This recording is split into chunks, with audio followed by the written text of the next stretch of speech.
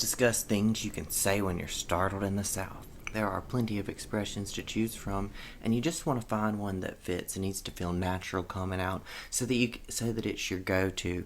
It's muscle memory. You just repeat that one phrase, and now you have no danger of saying a cussing word in front of your mama or your grandma. So I'm going to list some here.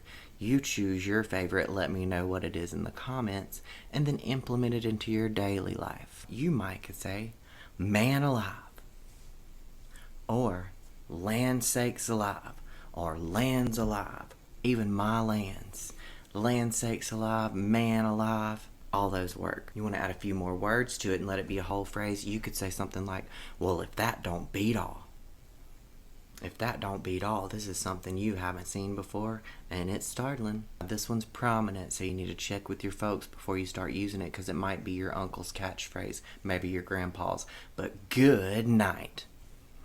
It's important that the good has a few syllables. Good night.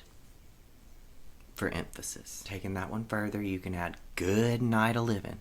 Good night a-livin', which is very close to great day in the morning or great day in the evening. And then we can get into our gollies. Now that's golly, but you gotta add a A-W in there. Golly. And then again, to add more emphasis, add another word. Golly geez. Some quicker ones. Good gravy. Oh shucks. Oh foot. Oh shoot. Or just shoot. Or just foot. Or just shucks.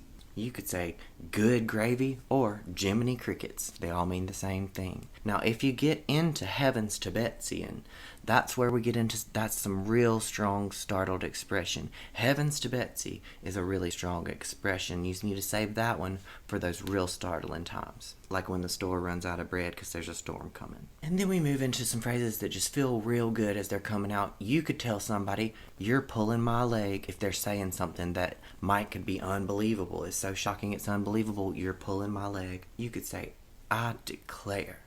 And now that one varies from region to region. You could be real hard with that R, I declare.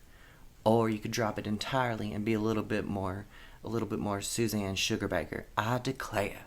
And then, in all my born days, or as I live and breathe, if you come upon something startling, you could say, what on God's green earth? That's really good to say to your children when they haven't cleaned up the playroom. But if you're real Southern, maybe even Appalachian, you might say something like, I swan, I swanny, I swan, I swanny. That one is deep, deep South. So pick you a good startled expression and let me know which one it is below.